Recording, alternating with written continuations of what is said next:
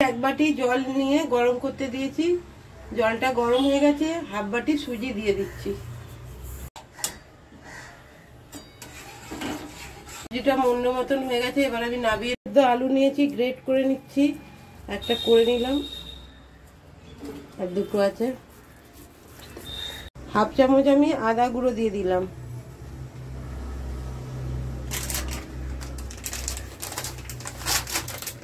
আমচুর powder দিয়ে দিলাম, গোটা জিরে দিয়ে দিলাম, চামচ জোয়ান দিয়ে দিলাম, গাজর গ্রেট করা দিয়ে দিলাম, একটা ছোট গাজর, কাঁচা লঙ্কা কুচি দিয়ে দিলাম, ধনে পাতা দিয়ে দিলাম,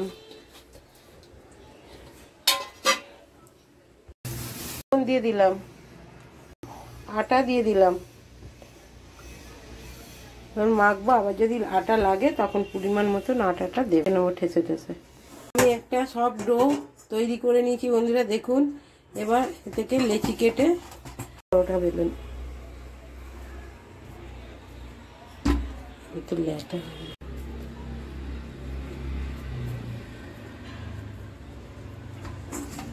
দিলাম, একটা একটা করে বেলে পরোটা শেপ দেবো।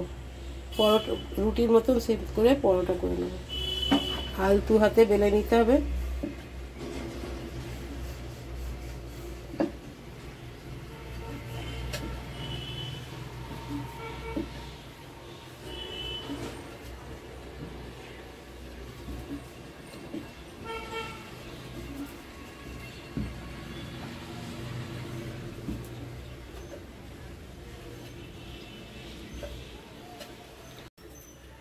আমি করে নেব।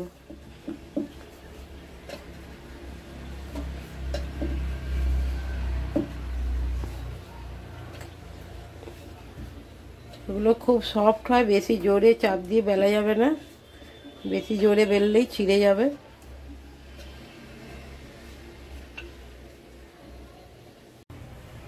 এবার আমি ভেজে নেব,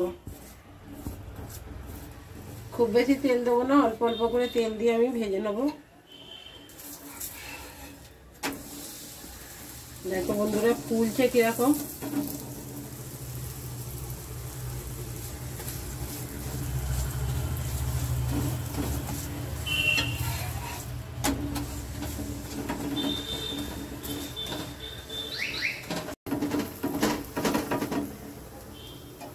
একটা পরোটা আমার রেডি হয়ে গেল, তুলে নিচ্ছি।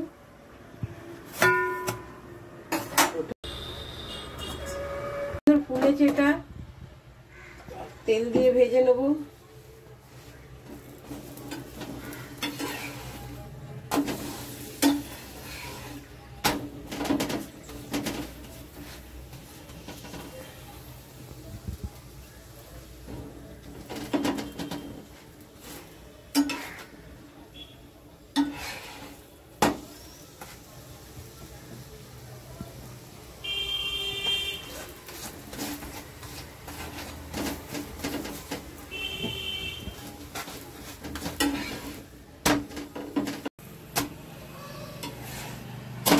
এভাবে আমি সব কটা এভাবে পরোটা করে খেয়ে দেখবেন, ভালো লাগবে।